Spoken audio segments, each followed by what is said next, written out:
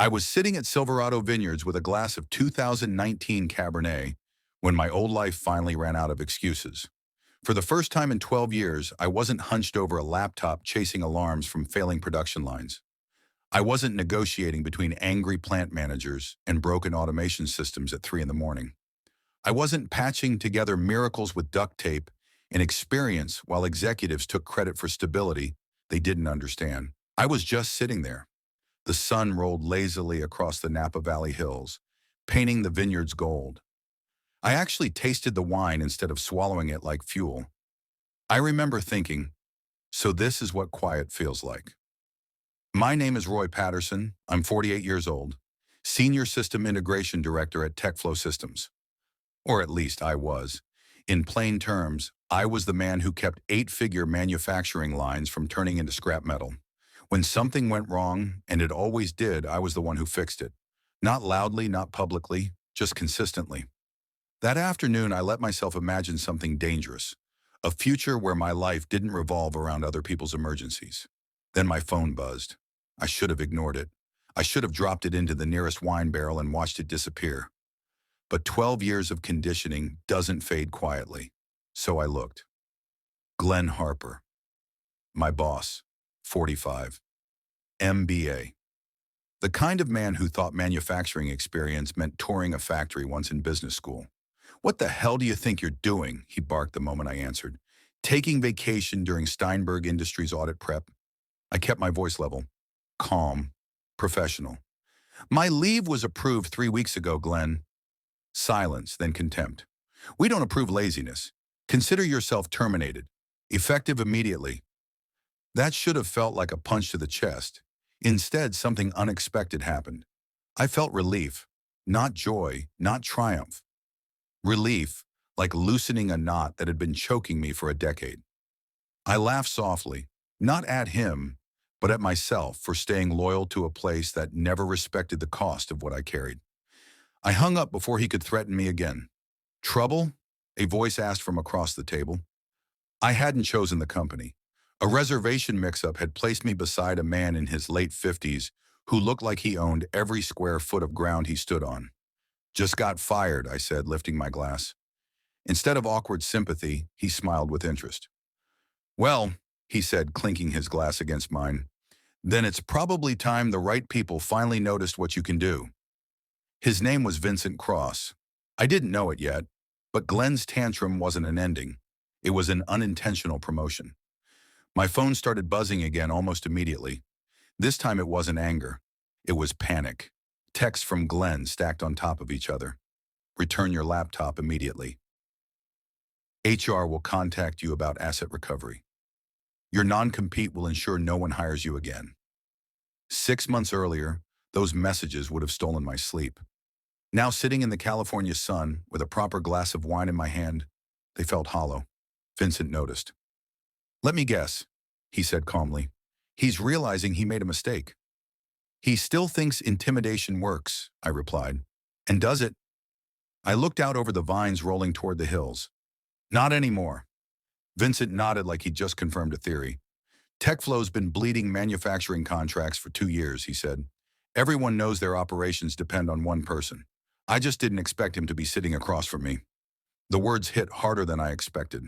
After 12 years of being invisible, being seen felt disorienting. "Some companies succeed because of leadership," Vincent continued. "Others survive despite it.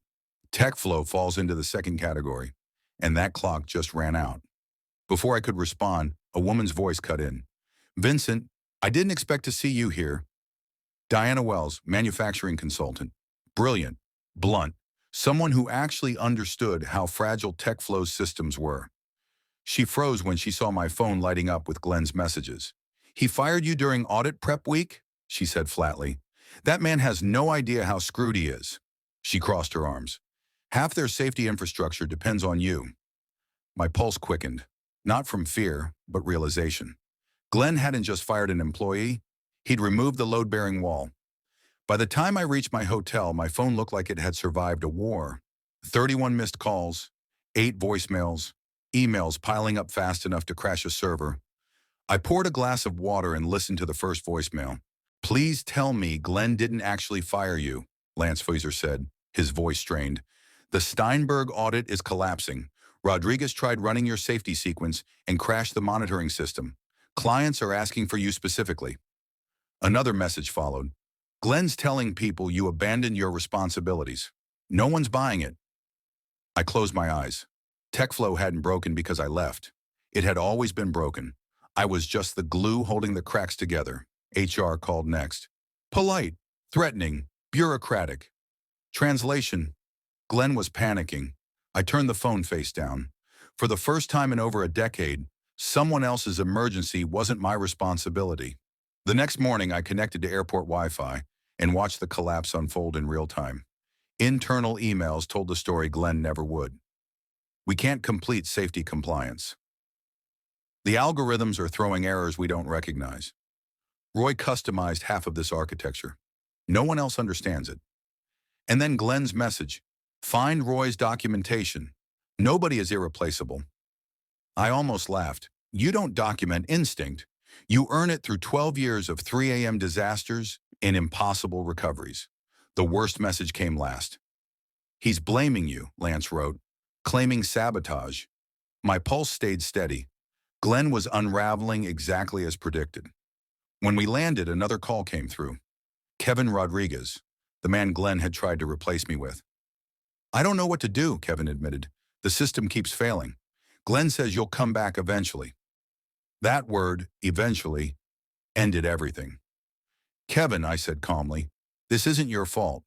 But understand this, Roy Patterson doesn't fix other people's mistakes for free anymore.